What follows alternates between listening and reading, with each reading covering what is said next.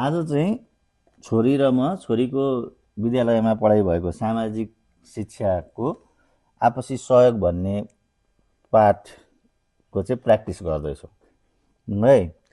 पढौ र सिको आपसी सहयोग भनेर छ। अब यहाँनिर त्यो दुईजनाको कन्भर्सेसन देखाएको छ, सुन्यौ नि।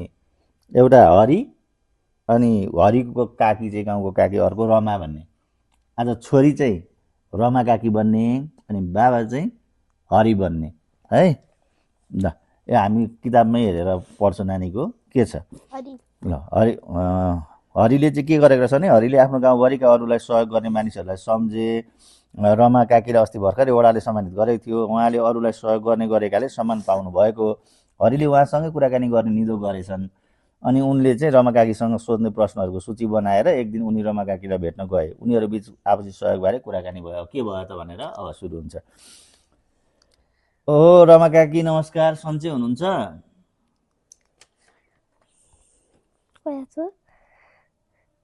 नमस्ते हरि बाबु, सन्चै छु। आज के कति कामले यहाँ आउनु भयो त?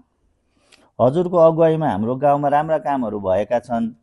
कुलो, धारो र विद्यालय निर्माण र मर्मत भएको छ। यी काम कसरी सम्पन्न भए त काकी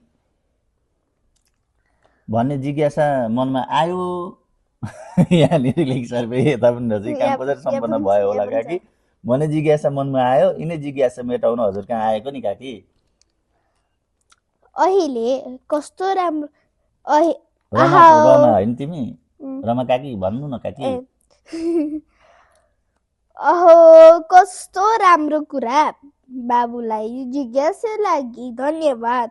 यी सबै काम गाउँका सबैले मिलेर गरेका हौ। मिलेर काम गर्दा सजिलो पनि हुन्छ होइन र काकी? अनि अरू के कस्ता भलाइका कामहरू हुँदैछन् नि? बाबु अहिले गाउँमा खानेपानीको पाइप बिछाउने काम भइरहेको छ। गाउँमा बिजुली बत्ती ल्याउने योजना पनि बन्दैछ। त्यसैमा व्यस्त व्यस्त छु भनेको बिजी छु त्यही काममा होइन। मेरो पालो। तपाईँले अरूको भलाइ हुने के काम गर्नुभयो अरू पनि बताइदिनुहुन्छ कि काकी?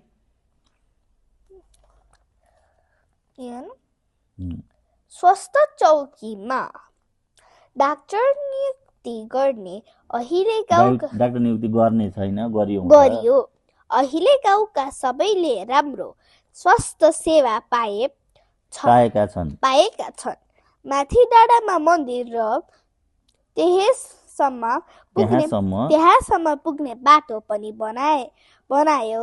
यस्तै अरू धेरै काम भएका छन्।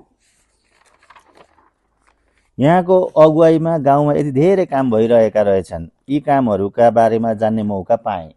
यसका लागि यहाँलाई धन्यवाद। म पनि तपाईँ जस्तै बन्न के गर्नुपर्छ काकी? धन्यवाद बाबु।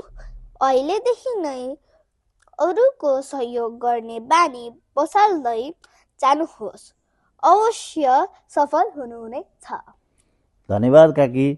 अहिले घर जान्छु, पछि भेटौला। हुन्छ त बाबु, फेरि आउँदै गर्नु है। हामीले गऱ्यौँ यो के गऱ्यौँ। अब यसमा तिमीलाई प्रश्नहरू पनि रहेछ। कुराकानी पछि दुवै आफ्नो कामतिर लागे अरे होइन।